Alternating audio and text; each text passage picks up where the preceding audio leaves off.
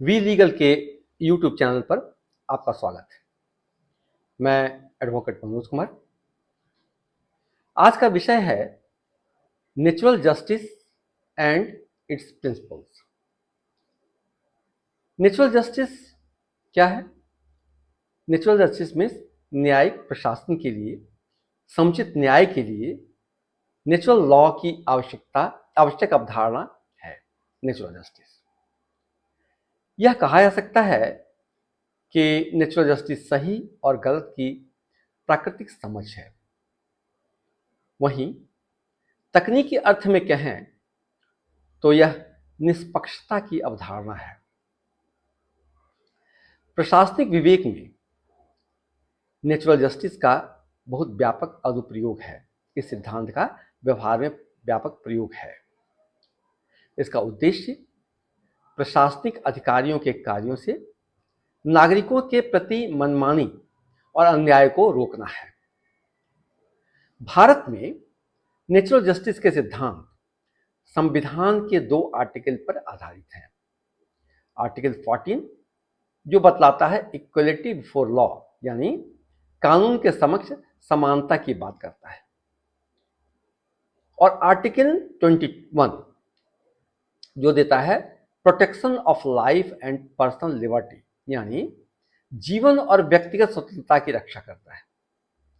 इस सिद्धांत का उद्देश्य यह सुनिश्चित करना है कि नागरिकों के साथ न्यायपूर्ण और समान व्यवहार किया जाए। नेचुरल जस्टिस की अवधारणा का पालन जुडिशियल प्रोसीडिंग यानी न्यायिक कार्यवाही के साथ साथ प्रशासनिक अधिकारियों द्वारा विवादों का निपटारा या अर्ध न्यायिक कार्यवाही अर्थात सेमी जुडिशियल प्रोसीडिंग में भी किया जाता है। प्रशासनिक अधिकारियों को लोगों के हित में काम करना होता है। इसके लिए उनकी शक्तियों पर प्रभावी नियंत्रण आवश्यक है।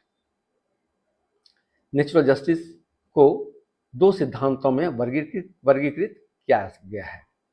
पहला पूर्वाग्रह के विरुद्ध नियम और दूसरा निष्पक्ष सुनवाई का नियम। पूर्वाग्रह के विरुद्ध क्या है? पूर्वाग्रह के विरुद्ध अर्थात पक्षपात के विरुद्ध नियम निष्पक्षता और तटस्थता का सिद्धांत। कोई भी व्यक्ति अपने मामले में न्यायाधीश नहीं हो सकता। निर्णय लेने वाला प्राधिकरण निष्पक्ष और तटस्थ होना चाहिए। यदि न्यायाधीश या प्राधिकरण में पक्षपात है तो उन्हें मामले का निर्णय लेने से हटा दिया जाता है, वंचित कर दिया जाना चाहिए। न्याय इस प्रकार किया जाना चाहिए कि सभी को न्याय दिखाई भी दे। दूसरा है निष्पक्ष सुनवाई का नियम, यानी rule of fair hearing. Natural justice का दूसरा मूलभूत नियम है कि दूसरे पक्ष की बात भी सुनो या दूसरे पक्ष को भी सुनवाई का अवसर दो। यह कहता है कि किसी भी व्यक्ति को बिना सुनवाई के दोषी नहीं ठहराया जाना चाहिए। यदि कोई कार्रवाई की जा रही है जिससे किसी व्यक्ति के अधिकार या हित प्रभावित होते हैं तो उन्हें समान अवसर दिया जाना चाहिए ताकि वे अपना पक्ष रख सके और अपना बचाव कर सके। प्रत्येक नागरिक को अपने खिलाफ सबूतों का जवाब देने का अधिकार, अपनी पसंद का कानूनी प्रतिनिधि चुनने का अधिकार और निष्पक्ष और स्वतंत्र न्याय का अधिकार है। यह नियम यह सुनिश्चित करता है कि न्याय में कोई भी व्यक्ति या प्राधिकरण बिना सुनवाई के कोई फैसला न दे। यदि कोई फैसला इस नियम का उल्लंघन करता है तो अदालत उसे रद्द कर सकती है। इस संदर्भ में बहुत ही महत्वपूर्ण केस है Maneka Gandhi versus union of India. Maneka Gandhi तो नोन है सभी के लिए। Maneka Gandhi versus union of India के केस में सुप्रीम कोर्ट का निर्णय महत्वपूर्ण है। इस मामले में मेनका गांधी का पासपोर्ट सरकार ने सार्वजनिक हित में जब्त कर लिया था, लेकिन उन्हें इसके लिए कोई अवसर नहीं दिया गया, अपनी बात कहने का कोई मौका उनको नहीं दिया गया।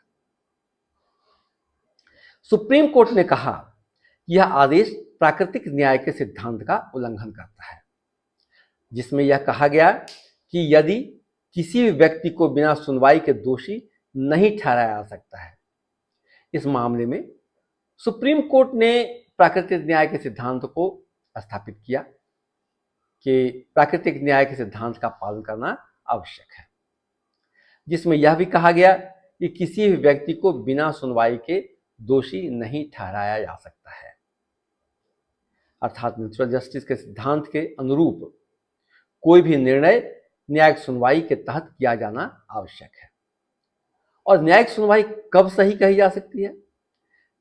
जब दूसरे पक्ष को कार्रवाई के खिलाफ अपना पक्ष रखने का अवसर देने के लिए नोटिस दिया गया हो, उसको सूचना दी गई हो कि आपके खिलाफ एक आरोप है, आप उस पर अपना पक्ष रखें, उसे जानकारी दी गई हो कि उसके खिलाफ क्या सबूत है, क्या आरोप है, उसके विरुद्ध के गवाहों को क्रॉस एग्जामिनेशन करने, उसको अपने पसंद के वकील के द्वारा किया जाना करने का अधिकार है, उसे अपने पसंद का वकील रख करके अपनी बात रखने का अधिकार है।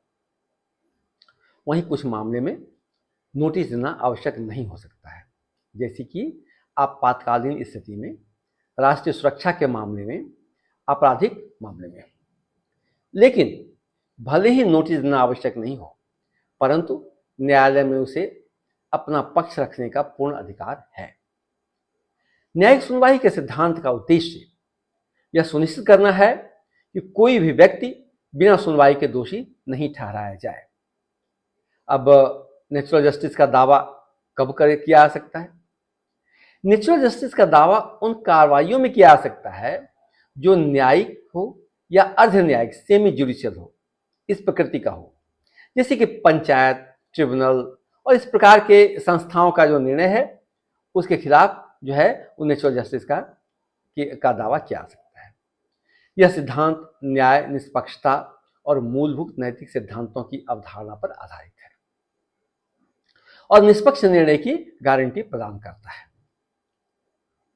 संक्षेप में कहें तो नेचुरल जस्टिस के अनुसार निर्णय में कारणों का उल्लेख होना आवश्यक है। यह सुनिश्चित करना आवश्यक है कि पक्षकार न केवल निर्णय के बारे में जानता है बल्कि उसे समर्थन करने वाले कारणों के बारे में भी जानना जरूरी है।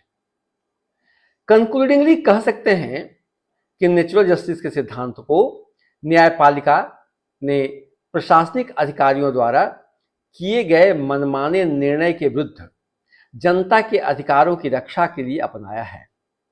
कार्रवाई के सभी चरणों में प्राकृतिक न्याय के सिद्धांतों का मुख्य उद्देश्य न्याय के साथ अन्याय होने से रोकना है। तो ये था नेचुरल जस्टिस।